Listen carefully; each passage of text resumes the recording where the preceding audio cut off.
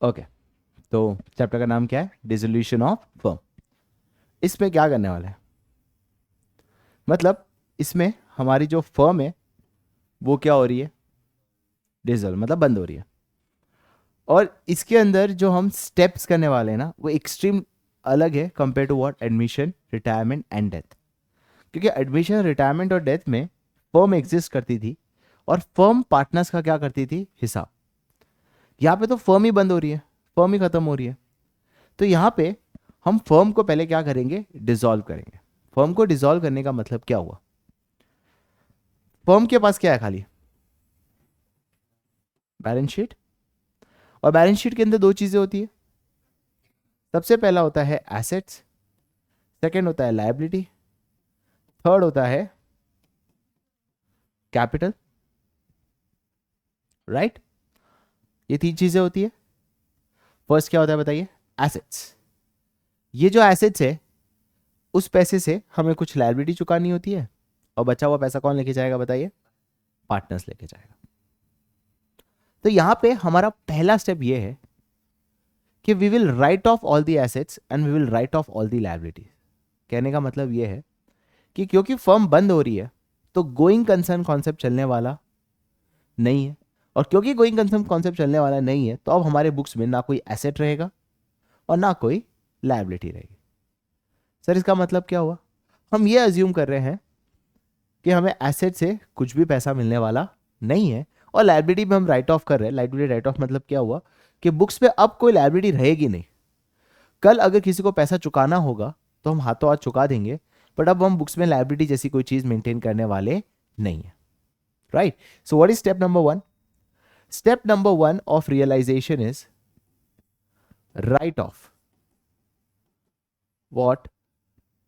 All the assets and external liability. अच्छा, ये asset और लायबिलिटी को राइट ऑफ कैसे करेंगे? How we will write off? ध्यान से सुनना। यहां पे हम एक लेजर बनाने वाले हैं जिस लेजर का नाम है रियलाइजेशन अकाउंट। देखो हमने ना रिवैल्यूएशन अकाउंट पढ़ा था, हम रिवैल्यूएशन अकाउंट नहीं पढ़ रहे, अब हम क्या पढ़ रहे हैं? रियलाइजेशन। इस लेजर का मतलब समझो। रियलाइजेशन का मतलब यह है कि आज हम ये नहीं देखने वाले कि कितना फायदा हुआ और कितना नुकसान हुआ एडिशन। हम ये देखने वाले हैं कि जो भी मिला वो फायदा और जो भी दिया वो नुकसान। Realisation and not revaluation. Revaluation में क्या होता था कि अगर कोई एसेट 1 लाख का है, वो 1,20,000 हो गया, तो मेरा 20,000 का फायदा है, तो मैं वो रीवैल्यूएशन में डालता था। बट रियलाइजेशन कहता है नहीं, मैं 1 लाख को भूल रहा हूं कि मुझे कुछ भी मिलने वाला नहीं है, अब जो भी मिलेगा वो मेरा क्या होने वाला है? फायदा। ध्यान से सुनना, मैं जब धीरे धीरे समझाऊंगा तुम्हें समझ आएगा। स्टेप नंबर वन क्या है? Right off all the assets and liability. Right of करने का मतलब यह है कि अब भूल जाओ तुम्हारा कोई एसेट है, और तरीका तो वही है, फायदा तो रियलाइजेशन क्रेडिट, नुकसान तो रियलाइजेशन डेबिट। तो पहली एंट्री क्या होगी बताइए? Realisation to what? All the assets account. इसके अंदर सिर्फ एक एसेट नहीं लोगे, वो है कैश और बैंक। बाकी सारे एसेट्स को आप क्या कर दोगे? Right of. राइट ऑफ का मतलब क्या है कि मेरे बुक्स में अब कोई भी एसेट्स है ही नहीं। समझ आया? एंड भूल जाओ कि मुझे कोई लायबिलिटी चुकानी है, तो लायबिलिटीज नहीं चुकानी है, इसका मतलब क्या हुआ? एक सेकंड मुझे खत्म। अगर लायबिलिटीज नहीं चुकानी है इसका मतलब क्या हुआ? फायदा के नुकसान? फर्म अगर लायबिलिटी नहीं चुका रही, हम चुका ऑब्वियसली हम चुकाएंगे, बट हम हमारा स्टेप नंबर वन क्या कर रहे हैं? राइट ऑफ करना है। तो आप एसेट्स को राइट ऑफ कर रहे हो, और लायबिलिटी हमेशा क्रेडिट होती है तो उसको डेबिट करेंगे, और रियलाइजेशन को हम क्या करेंगे बताइए? क्रेडिट। ये है step number one. Right off all your assets and right off all your liabilities. Yes, मैंने ये नहीं कहा कि मैं चुकाऊंगा नहीं, मैंने ये कहा नहीं। मैं स्टेप नंबर वन में ये कह रहा हूं कि मैं अपनी अभी की लायबिलिटीज बुक्स में राइट ऑफ कर रहा हूं, मतलब बुक से हटा रहा हूं। जैसे ही मुझे पे करना होगा, मैं कौन से अकाउंट से पे करूंगा बताइए? रियलाइज।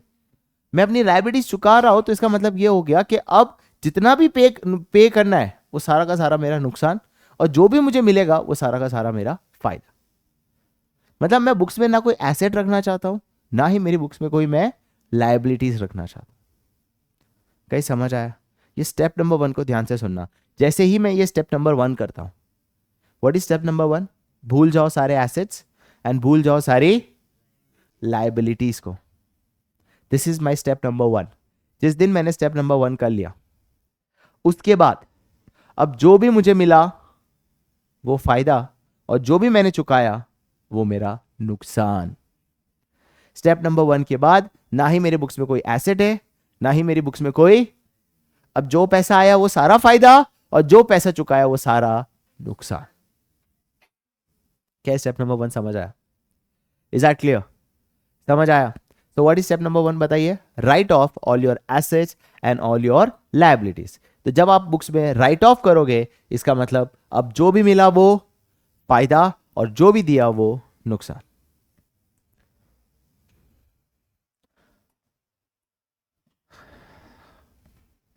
सेकेंड स्टेप है, क्या चीज बताइए? Partners loan account. मुझे एक बात बताओ, पार्टनर का लोन अकाउंट किस में दिखता है? एसेट्स में दिखता है। अगर मैंने पार्टनर से लोन लिया है, if I have taken a loan from a partner, it will be reflected in assets, it will be reflected in capital, or it will be reflected in liabilities. It is reflected in liabilities because it is my liability. अब ध्यान रखना कि अगर कोई partner का loan हो तो वो मेरे स्टेप नंबर 1 में नहीं आएगा। कोई भी पार्टनर का लोन हो वो मेरे स्टेप नंबर 1 में नहीं आएगा, क्योंकि उसका स्टेप नंबर 2 है कि pay off all your partners loan. Pay off all your partners loan. Sir ऐसा क्यों? कोई लॉजिक नहीं है guys, it's a standard format which you need to follow. Liabilities भी आप चुकाओगे, ऐसा नहीं है कि दूसरी लायबिलिटी आप चुकाओगे नहीं, आपने वो रियलाइज कर दी। बट देखो क्या होता है कि कहने का मतलब ये है कि पार्टनर का लोन का सारा पैसा चुकाएंगे, लायबिलिटी हो सकता है थोड़ी ज़्यादा भी देनी पड़े, थोड़ी कम भी देनी पड़े, क्योंकि बार्गेनिंग चलेगी। जब फर्म बंद होती है ना, तो जो उधार वाले मांगने आते हैं उसे हो सकता है कि मैं पूरा भी पैसा दूं या थोड़ा कम पैसा भी दे सकता हूं। यहां पे नेगोशिएशंस चलते हैं। बट यहां पे ये कह रहे हैं कि पार्टनर के साथ कोई नेगोशिएशन नहीं है। कहने का मतलब क्या है कि पार्टनर का लोन का पैसा सारा का सारा आप क्या कर दोगे बताइए? चुका दोगे। तो पार्टनर का लोन का पैसा सारा चुका दोगे, इसका मतलब एंट्री क्या आने वाली बताइए? Partners loan account debit to what? Bank account. यहां पे कोई रियलाइजेशन नहीं आएगा, क्योंकि हाथों हाथ उसका पैसा हम क्या कर रहे हैं बताएं? चुका रहे। कहीं समझ आया? ये कब होगा? जब partner loan has been taken from what? Partner. But अगर loan has given to partner, तो वो किधर रिफ्लेक्ट होता है बताइए? अगर हमने किसी पार्टनर को लोन दिया है तो किधर रिफ्लेक्ट होता है? Asset side. वो पैसा हम तुरंत मंगा लेंगे। अगर लोन का पैसा चुका रहे तुरंत पार्टनर का, तो लोन का पैसा तुरंत मंगा भी देंगे। तो एंट्री क्या होगी बताइए? Bank account debit to which account बताइए? Partners loan account. क्या ये चीज क्लियर? समझ आया? सपोज ABC एक पार्टनर है, रेज योर हैंड जिसको इसका आंसर पता है। ABC पार्टनर है और मिस A से मैंने 5 लाख का लोन लिया है। मिस A से मैंने कितने का लोन लिया है? 5 लाख का। मेरा सवाल है, ये मेरा स्टेप नंबर 1 में आएगा या मेरा स्टेप नंबर 2 में आएगा? यस, आंसर इज 1 में, क्योंकि miss A is not a partner, mister A is a partner. Miss A का मतलब कौन हुआ? A की वाइफ। एग्जाम में तुम्हें मिस A लिखा होगा, ऐसा नहीं लिखा होगा A की वाइफ। हाँ अच्छा, हाँ bye bye bye bye. Miss S wife होगा तो वो कहाँ हो जाएगा बताइए? स्टेप नंबर 1, क्योंकि he is not a partner, हम उसको स्टेप नंबर 1 में ही करेंगे। उसके पैसे को कहाँ ट्रांसफर कर देंगे बताइए? रियलाइजेशन। हम सिर्फ पार्टनर के लोन अकाउंट का पैसा हम कहाँ लेंगे बताइए? पार्टनर के लोन का पैसा हम कहाँ देंगे बताइए? बैंक अकाउंट में। क्या चीज क्लियर? ओके। इसके अंदर एक चीज है कि जनरली पूछते हैं कि सपोज सर एक है तो है, उसके लोन अकाउंट में 10,000 रुपये मुझे देने, लायबिलिटी साइड है, ठीक है, कितना है बताइए? 10,000। और ए का कैपिटल अकाउंट में डेबिट बैलेंस है। देखो क्रेडिट बैलेंस होता तो दोनों देना ही होता है, उसका तो कुछ है ही नहीं, पर ए के कैपिटल में कौन सा बैलेंस दिख रहा है बताइए? Debit balance. और वो कितना दिख रहा है? 2,000। क्या कैपिटल का कोई स्टेप नंबर 1 में आता है? नहीं आता ना गधो। स्टेप नंबर 1 में खाली कौन सी आती है? एसेट्स और लायबिलिटीज आती है, राइट। और स्टेप नंबर 2 में कौन सा आ जाता है बताइए? एस लोन अकाउंट, जो तुरंत पैसा चुकाना है। सवाल ये है कि सर ये पैसे को आप सेट ऑफ करके फिर चुकाओगे या अलग से चुकाओगे?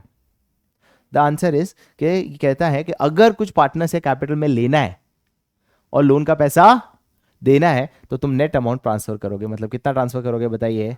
8,000। ये बहुत रेयर क्वेश्चन आएगा, बस मैंने बता दिया। Step number 1 and step number 2 clear है? स्टेप नंबर 1 क्या था बताइए?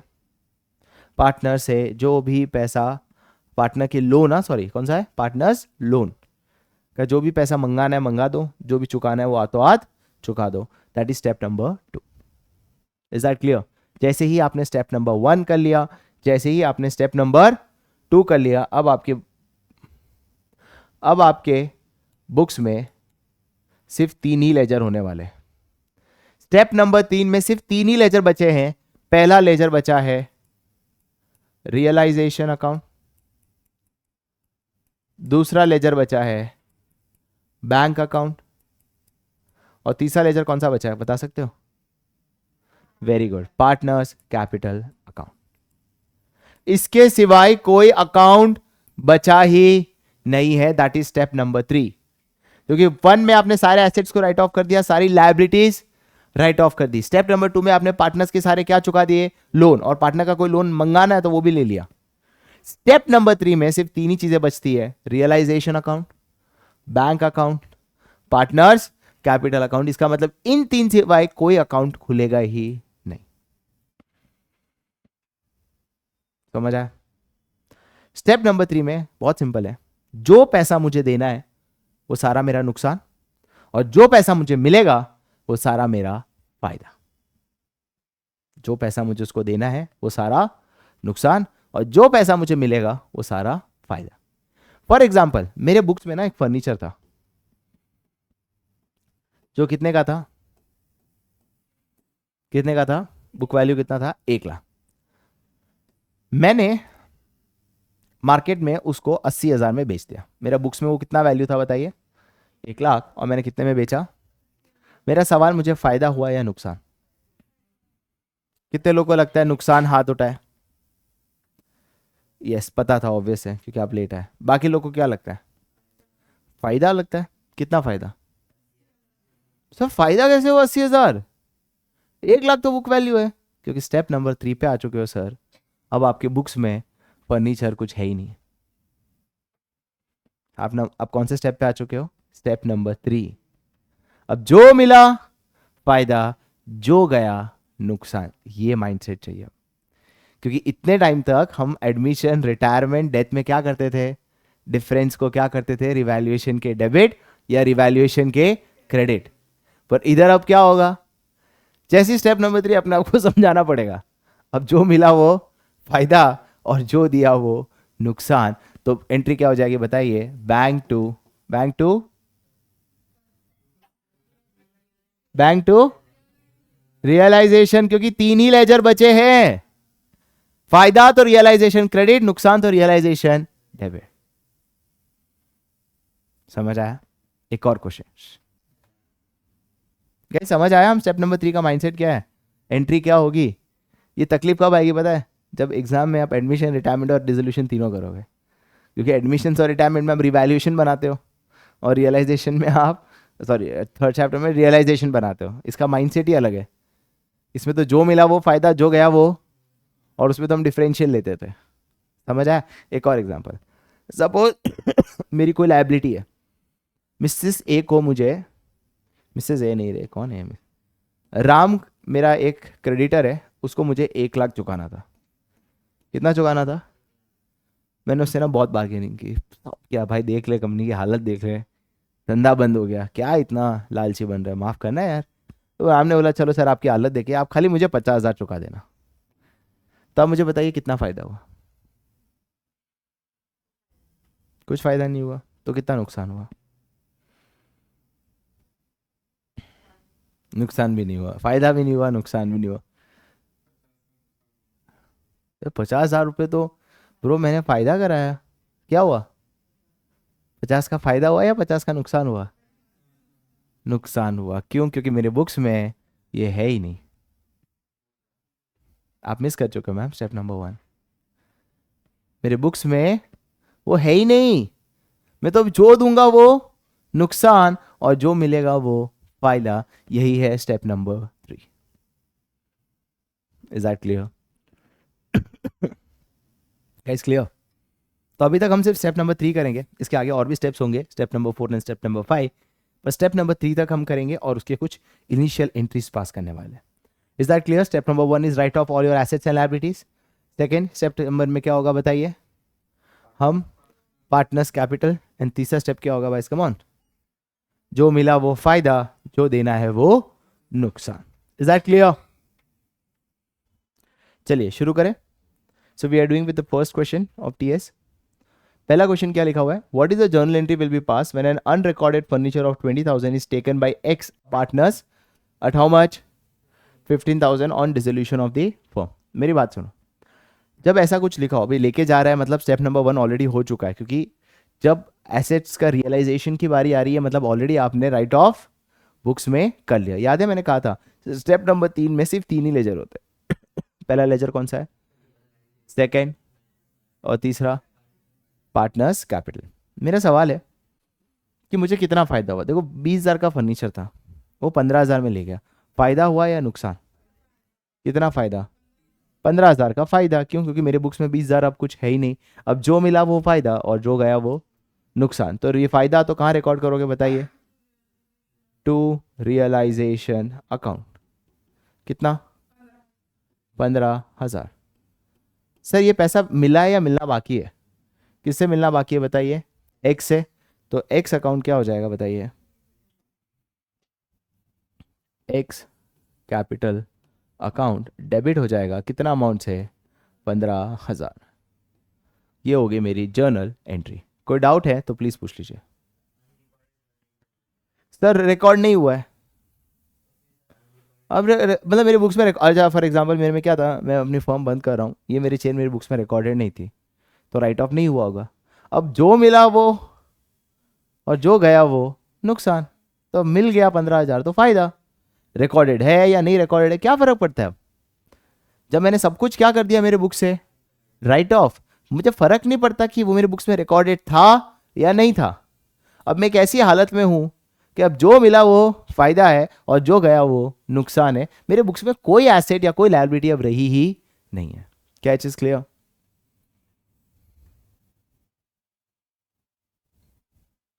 Question number 2 guys. Land and building book value कितना था बताइए? 1,60,000। Sold for through a broker who charge how much? 2% commission on deal. Generalized the following transaction. Sir sold किया है मतलब फायदा हुआ। मैं नेट में देखता हूँ मेरे पास कितना आया। सर कितने कितने में बेचा मैंने? और 3 लाख में 2% का तो वो क्या ले लेगा? 6,000 का वो कमीशन ले लेगा। तो नेट मेरे अकाउंट में कितना आया? एंट्री क्या हो जाएगी बताइए? Bank account debit to realisation. Simple. कितना? 2,94,000। 2,94,000 बस। कोई फर्क नहीं पड़ता, कहानियां जितने भी देने थे, नेट कितना आया वो फायदा, नेट जितना गया वो नुकसान। ये माइंडसेट के साथ ये क्वेश्चन करना होता है। Question number 3 guys. Pass the journal entry when an unrecorded liability of 15,000 is settled at how much? 10,000 and paid by X a partner on dissolution of a firm।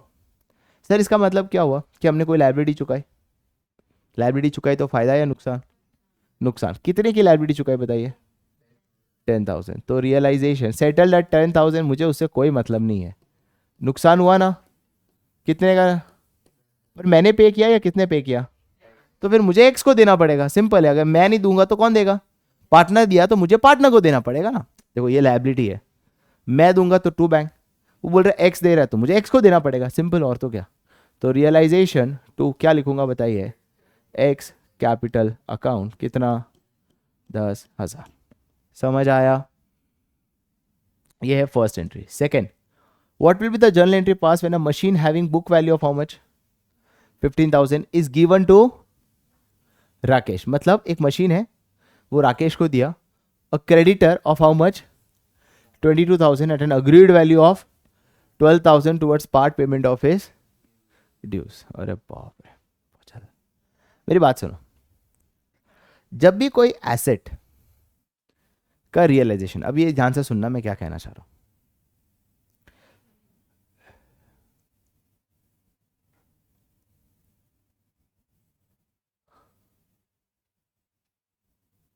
ध्यान से सुनना, देखो जब भी कोई एसेट का रियलाइजेशन होता है या लायबिलिटी एसेट का होता है, हम बात करते हैं कोई भी एसेट जो हमारे बुक्स में अभी है ही नहीं, पहला क्या हो सकता है, हम बेचेंगे तो एंट्री क्या हो जाएगी बताइए, बैंक टू पार्टनर्स कैपिटल, है ना। हो सकता है कि हमने बेच दिया तो पैसा आएगा। दूसरा क्या हो सकता है कि पार्टनर ले जाए, कि भाई पार्टनर बोले मैं वो घर में एसेट लेके चला जाऊंगा, तो एंट्री क्या हो जाएगी बताइए, पार्टनर्स, मैंने ये एंट्री गलत लिखी ना, बैंक टू रियलाइजेशन। अब अगर पार्टनर ले जाए, फायदा तो हुआ ही है, बस ये पैसा किससे लेना है बताइए, पार्टनर्स कैपिटल। तो पार्टनर्स कैपिटल को मैंने क्या कर दिया, डेबिट। या तो क्या हो सकता है, बेच दिया तो बैंक में पैसा है, या तो पार्टनर ले जाए तो पार्टनर को डेबिट किया। तीसरा वो भी तो हो सकता है कि लेट्स से मेरा एक क्रेडिटर है जिसको मुझे कितना चुकाना है, 22,000, और उसने मेरा एक फर्नीचर ले गया जो कि कितना है, 15,000। मेरा सवाल है कितना फायदा हुआ, कितना फायदा हुआ, कुछ भी फायदा नहीं हुआ। क्यों, सर पहली बात, मेरी एंट्री क्या होगी फिर, there will be no entry. Sir क्यों, ध्यान से सुनो, ये कहानियां मत पढ़ो, 22,000 15,000 क्या गया, एसेट, राइट। तो कितना मिलता मुझे, 15,000। 15,000 डिसाइड हुआ ना, डील क्या हुई, फाइनल डील क्या हुई, 15,000। तो फायदा कितना हुआ, 15,000। तो मैं रियलाइजेशन में क्रेडिट कितना करता बताइए, 15,000। बट मेरी लायबिलिटी भी तो थी, कितने की, 15,000 की, क्योंकि लायबिलिटी दे दी ना, तो नुकसान भी कितने का हो गया। तो एंट्री क्या हो जाती है, रियलाइजेशन टू रियलाइजेशन, जिसका मतलब कोई एंट्री नहीं है। कोई भी एसेट कोई भी लायबिलिटी के अगेंस्ट सेट ऑफ हो तो उसकी कोई एंट्री होने वाली ही, क्योंकि एक तरफ आपको फायदा और एक तरफ आपको नुकसान। सर फायदा क्यों, क्योंकि एसेट रियलाइज हुआ। नुकसान क्यों, क्योंकि लायबिलिटी भी तो रियलाइज हुई। समझ आया। पर सर सवाल है कि 7,000 का फर्क है ना। सर फर्क नहीं है। क्यों नहीं है, क्योंकि ना आपकी बुक्स में कोई फर्नीचर है 15,000 का, और ना ही आपकी बुक्स में कोई लायबिलिटी है 22,000 की, क्योंकि आपने दोनों को क्या ऑलरेडी कर चुके हैं, राइट ऑफ। अरे समझ आया। सर आपके बुक्स में ना कोई 15,000 का एसेट है, ना कोई 22,000 की लायबिलिटी है। सिंपल है कि जो एसेट जितना रियलाइज हुआ उतना फायदा, और जो लायबिलिटी जितनी हुई उतना नुकसान, और नुकसान और फायदा दोनों एक ही है, तो एंट्री क्या हो जाएगी, जीरो। तो याद रखना, कोई भी एसेट लायबिलिटी के सामने सेट ऑफ होती है तो उसकी कोई एंट्री नहीं होती। क्या ये चीज समझ आई, क्या ये अच्छे से क्लियर हुआ। तो अरे मैंने इस क्वेश्चन नहीं किया अभी तक, ये चीज समझ आई। अब इस क्वेश्चन में देखो क्या हुआ है। एक मशीन है जिसका बुक वैल्यू कितना है बताइए, is given to Rakesh a creditor at how much, 22,000 at an agreed value of 12,000 towards part payment of his dues। अब मेरी बात सुनो, वो कहने का मतलब क्या है कि सर लायबिलिटी कितनी थी बताइए, 22,000। उसमें से 12,000 की उसकी लायबिलिटी सेट ऑफ हो गई किसके सामने, मेरे एक मशीन के सामने। हाँ या ना, क्या इसकी कोई एंट्री होगी, क्या कोई इसकी कोई एंट्री होगी? नहीं होगी, क्योंकि एक एसेट भी रियलाइज होगा और एक लायबिलिटी भी रियलाइज हो गई, बात खत्म। पर सर कुछ बाकी भी तो बचा है, कितना बचा है? वो कैसे पे करेंगे? नहीं, पे कैसे करेंगे? बैंक से? तो ये 10,000 की तो एंट्री आएगी ना। क्या एंट्री आएगी बताइए? रियलाइजेशन टू बैंक 10,000, 10,000, यही एंट्री। समझ आया जो मैंने कहा? एक बार फिर से देखो, ये शांति से समझो। क्या कहा मैंने? सर एक मशीन थी जिसकी बुक वैल्यू क्या थी? 15,000। Does not matter, why? Zero है मेरी बुक्स में, मेरी मशीन की value is given to Rakesh. ठीक है, राकेश कौन है? क्रेडिटर, जिसका अमाउंट कितना है बताइए? 22,000। तो सर 22,000 में at an agreed value of how much? 12,000। मतलब इसका मतलब यह कि 12,000 की मेरी लायबिलिटी एसेट के सामने चुक गई, कोई जर्नल एंट्री नहीं आएगी, सिंपल। पर बची लायबिलिटी अभी भी है ना, कितनी है? ये 10,000 है, ये 10,000 तो मुझे चुकानी पड़ेगी। उसका उल्टा से अलग से क्या हो गया? नुकसान। तो इसकी एंट्री क्या हो जाएगी बताइए? Realisation to bank. कितना अमाउंट बताइए? 10,000 डेबिट, 10,000 क्रेडिट। इसको स्टार मार्क कर दो। सर समझ आया? हाँ, लिख देने का। फर्स्ट की कोई नो एंट्री, सेकंड की एंट्री।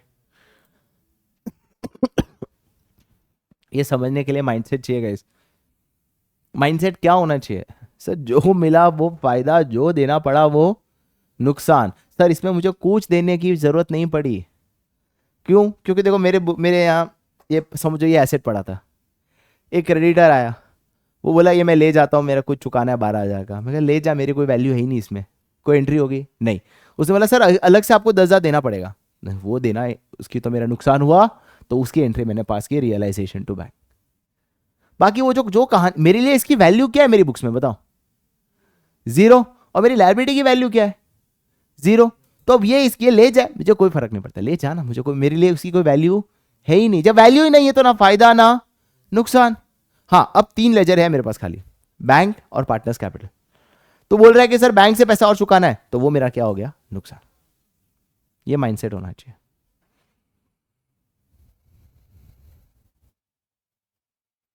अगला क्वेश्चन, कैसे इसको मार्क कर देना, सेकंड पार्ट को important. If a loan from x a partner, कितना था बताइए? एक्स कौन है सर? पार्टनर। एक्स के लोन अकाउंट कौन सा स्टेप आता है बताइए? Sex step. कितना है बताइए? 22,000। जो कौन से साइड है? Of the firm. And x capital account had a debit balance of how much? 2,000। याद है ना मैंने क्या कहा था कि अगर कोई पार्टनर का डेबिट बैलेंस है तो वो आप सेट ऑफ कर सकते हो। तो कितना सेट ऑफ करोगे पार्टनर का बैलेंस? 2,000। तो नेट आपको कितना चुकाना पड़ेगा? इसकी एंट्री क्या हो जाएगी बताइए? गलत। स्टेप नंबर 2 है, स्टेप नंबर 3 नहीं पहुंचे अभी तक। स्टेप नंबर 2 में जो भी लोन का अमाउंट है वो क्या लिखोगे? X loan account debit to bank. याद रखना, तुम अपने आप को पूछो आप कौन से स्टेप पे हो। स्टेप नंबर 3 में 3 एंट्री आती है, रियलाइजेशन या पार्टनर्स कैपिटल या बैंक। कितना अमाउंट होगा बताइए? 20,000। और इधर भी कितना लिखोगे? सर ये समझ आया? क्लियर? क्लियर। इसको भी स्टार मार्क कर दो, अच्छा है, याद रहेगा तुम्हें। क्वेश्चन नंबर 5 देखो सर। एक्सपेंस ऑन रियलाइजेशन, कौन से स्टेप पे पहुंच चुके हम लोग? स्टेप नंबर 3, क्योंकि first step is write of, second step is deal with partners loan. उसके बाद जो भी एंट्रीज होगी वो कौन से स्टेप पे हम लोग? Third step. Clear? Expenses of realisation 600 to be borne by the firm and are paid by Mohan a partner. मतलब नुकसान के फायदा, तो नुकसान कितने का हुआ? रियलाइजेशन कितना नुकसान? तो रियलाइजेशन 600। किसको देना पड़ेगा ये पैसा? Mohan capital account. कितना अमाउंट? 600। बोल रचित, मतलब मैंने सेट ऑफ की। हाँ तो आप देख लिया करो ना। दूसरा, Mohan one of the partners of the firm was asked to carry out dissolution of the firm. एक पार्टनर है, उसको बोला भाई डिसोल्यूशन तू संभाल। which he was allowed a salary of how much 2000। भाई उसको सैलरी देनी पड़ेगी 2000 की, फायदा कि नुकसान? तो रियलाइजेशन क्या हो जाएगा बताइए, कितने से? 2000 से। और क्रेडिट किसको करूँगा? मोहन कैपिटल अकाउंट, कितने से? 2000। तीसरी, motor car book value 50,000 taken by a creditor of book value 40,000 in settlement. मेरा ये सवाल है, मुझे 10,000 का क्या हुआ इधर? फायदा हुआ कि नहीं हुआ?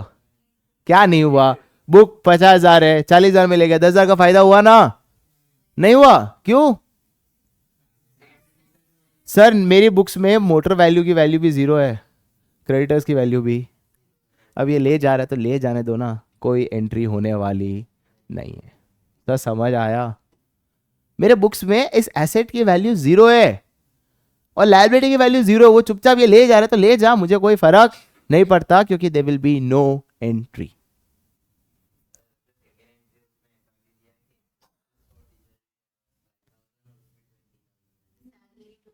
मतलब ये क्वेश्चन पूरा नहीं है ऐसा? ओके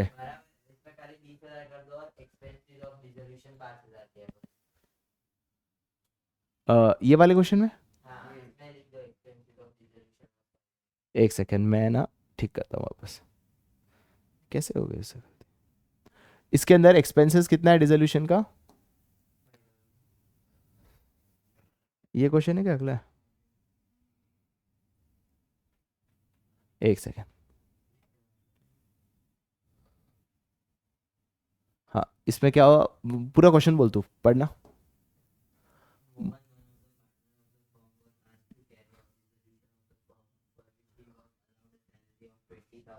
हाँ, expenses for dissolution was how much? 5,000। तो ये एक्स्ट्रा खर्चा आ गया, तो ये भी, इसकी भी एंट्री पास करनी पड़ेगी। और एक्सपेंसेस का पैसा हम देने वाले या मोहन देगा?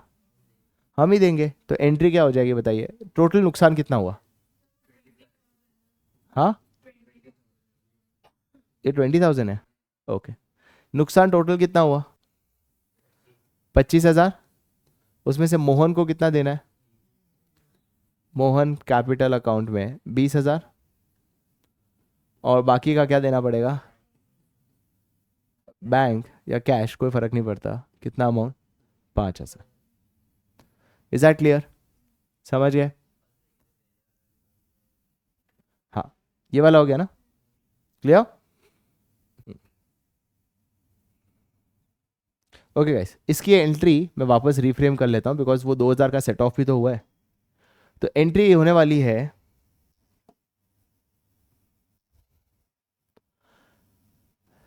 एक्स लोन अकाउंट, कितना अमाउंट हो जाएगा बताइए?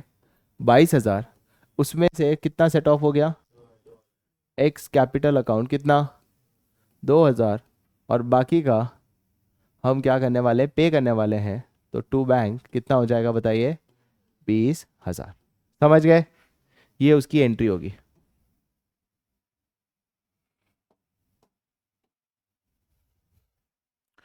चलिए नेक्स्ट क्वेश्चन जा रहे हैं, question number 6। Pass the journal entry for the following. Realisation expense कितना है बताइए? Were to be borne by Mohan a partner but were paid by the firm. अब मेरी बात सुनो सर, रियलाइजेशन का एक्सपेंस हुआ, कितना हुआ एक्सपेंस? पर बॉर्न कौन करने वाला है? मतलब अपना खर्चा है क्या? अपना खर्चा नहीं है। खर्चा किसका है? मोहन का है, पर अपने ने पे किया तो पैसा गया फर्म में से। तो यहां पे क्या लिखूंगा? To bank. कितना अमाउंट बताइए? 10,000। पर क्या ये मेरा खर्चा है? तो मेरा खर्चा नहीं तो मेरा नुकसान भी नहीं। तो ये किसका खर्चा है? मोहन का है। तो मुझे ये पैसा मोहन से लेना है। तो एंट्री क्या हो जाएगी बताइए? मोहन्स कैपिटल अकाउंट डेबिट, कितना अमाउंट बताइए? 10,000। सर ये समझ आया? क्या समझ नहीं आया बता?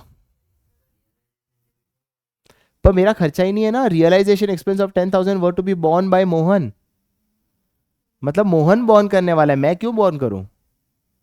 ऐसा लिखा होता कि रियलाइजेशन एक्सपेंस मेरा है और मोहन पे कर रहा है, तो मेरा मेरा खर्चा है। जब खर्चा ही मेरा नहीं है तो मैं क्यों रियलाइजेशन डेबिट करूं? खर्चा किसका है ये? क्योंकि मोहन ने बोला मैं बॉन्ड करूंगा जो भी रियलाइजेशन का खर्चा है, तो मेरे को तो मोहन से ये लेना है और मैंने मेरे अकाउंट से पे किया है, तो ये हो जाती। अच्छा, इसके अंदर अगर मोहन अपने अकाउंट से पे करता तो मैं तो कोई एंट्री भी पास नहीं करता। समझ आया?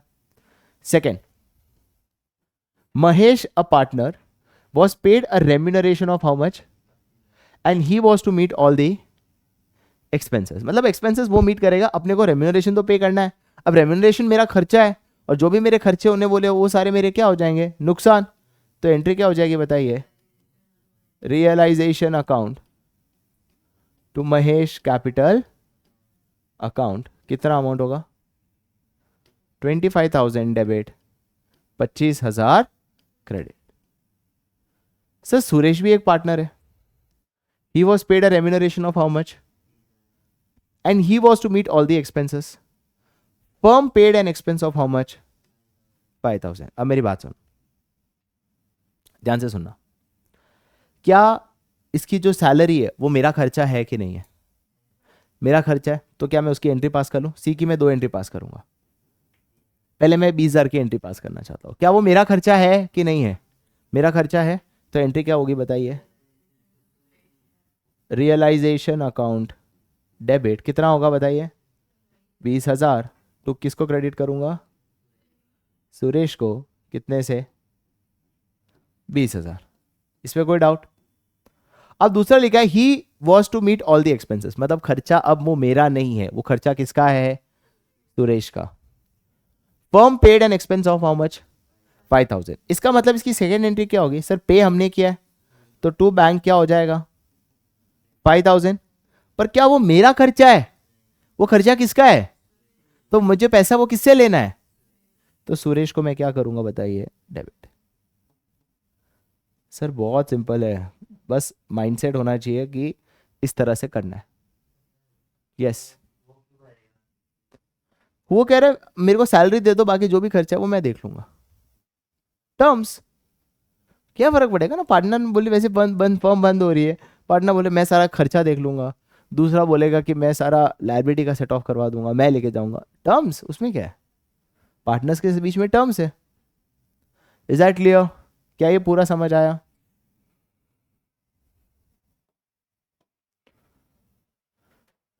चलिए क्वेश्चन नंबर 7। क्या टाइम हुआ है? 7th question. Pass the journal entry for the following. Firm agreed to pay Alok 7,500 towards dissolution expense. Dissolution expense were 5,000 which were paid by the firm. Okay, इसमें क्वेश्चन क्या हुआ? इस question में क्या गलती है?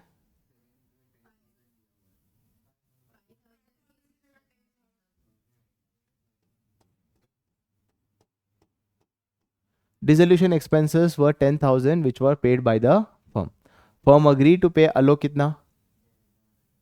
मतलब फर्म ने आलोक को बोला कि भाई मेरा खर्चा खाली 7,500 तक है, उसके बाद मेरा खर्चा, उसके ऊपर जो भी खर्चा होता है वो कौन बेयर करेगा? फिर पार्टनर ही बेयर करेगा, क्योंकि ये लाइन का मतलब क्या है? फर्म अग्री टू पे आलोक कितना?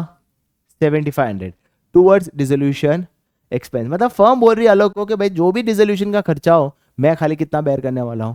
7,500। उसके ऊपर खर्चा हो तो तेरा, उससे कम भी खर्चा हो तो भी तेरा। अच्छा मेरी बात सुनो, फर्स्ट में हमने पे कितना किया? 10,000 wise. Firm resolution expense of 10,000 which for paid by firm. Resolution का खर्चा कितना हुआ है? 10,000। जो किसने पे किया है? फर्म ने पे किया है। तो बैंक में से कितना कटा बताइए? यहां तक कोई डाउट है? क्योंकि देखो लाइन पढ़ो ना, dissolution expense of 10,000 which were paid by firm, तो इसका मतलब डिसोल्यूशन का खर्चा किसने बेयर किया? मतलब बैंक से कितना कटा? 10,000। पर मैं खर्चा कितना बेयर करूंगा? खाली 7.5। तो रियलाइजेशन को डेबिट कितने से करूंगा? कितना करूंगा? तो बाकी 2500 कौन बेयर करेगा? पार्टनर का नाम आलोक कैपिटल अकाउंट। सर ये समझ आया? इंटरप्रिटेशन समझ आया ये चीज? दूसरा, रियलाइजेशन एक्सपेंस कितना था? 5000. It was agreed that the firm will bear how much and balance Ravindra as a partner. तो वही हुआ, फर्म कितना बेयर करेगा खाली, टोटल अकाउंट से कितना पैसा गया.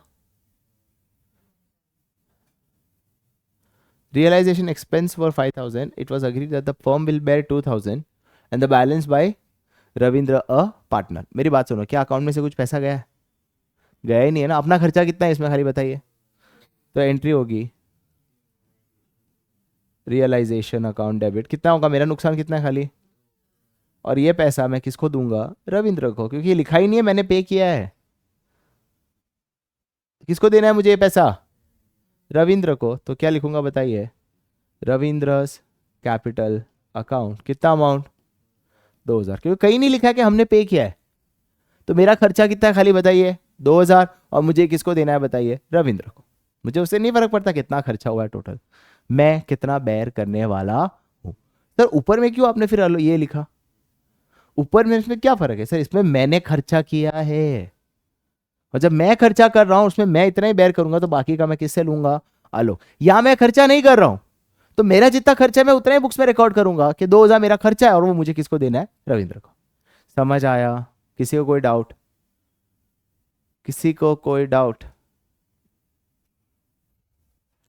ये घर जाके एक और बार प्रैक्टिस करना. सी, डिसोल्यूशन एक्सपेंस कितना है, विच वर पेड बाय, हमने पे किया या अमित ने पे किया, अमित ने, a partner on behalf of the firm. तो इसका मतलब पूरा खर्चा किसको बेयर करना है, क्यों अमित को बेयर करना है, फर्म को करना है. तुम समझ क्यों नहीं पा रहे हो, डिसोल्यूशन एक्सपेंस 10,000 है. देखो एक बात बताओ, फर्म का कोई भी डिसोल्यूशन खर्चा है वो एक्चुअली बेयर किसको करना चाहिए, फर्म को. क्वेश्चन स्पेसिफिकली कह रहा है कि ये पार्टनर बेयर करेगा, या स्पेसिफिकली कह रहा है कि फर्म इतना ही बेयर करेगा, तो बात अलग है. अदरवाइज तो ये बेयर कौन करता है. फॉर एग्जाम्पल यहाँ पे क्लियरली लिखा है, फर्म ने अग्री किया, हम फर्म कितना बेयर करेगा, 7.5. यहां फर्म कितना बेयर करेगा बताइए, 2000. यहां कुछ लिखा हुआ है, तो ऑब्वियसली कौन बेयर करेगा, फर्म. पर पे किसने किया है, अमित ने. तो एंट्री क्या हो जाएगी बताइए, रियलाइजेशन अकाउंट डेबिट टू कितना amount,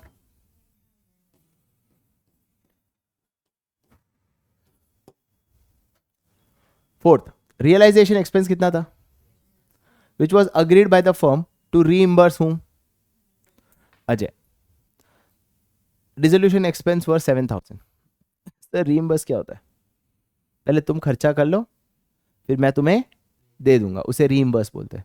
for example let's say मैंने कोई टूर्नामेंट कंडक्ट किया, तो मैंने नीव को बोला तू पहले खर्चा कर ले तेरे में से, और फिर बाद में तू मुझे क्या कर देना, मुझसे ले लेना, मतलब रीइंबर्स कर लेना. समझ आया रीइंबर्स का मतलब.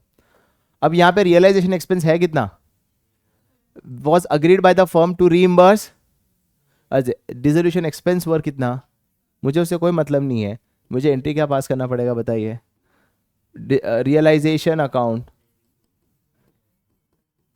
To Ajay's capital account. कितना बेयर करूंगा खाली बताइए,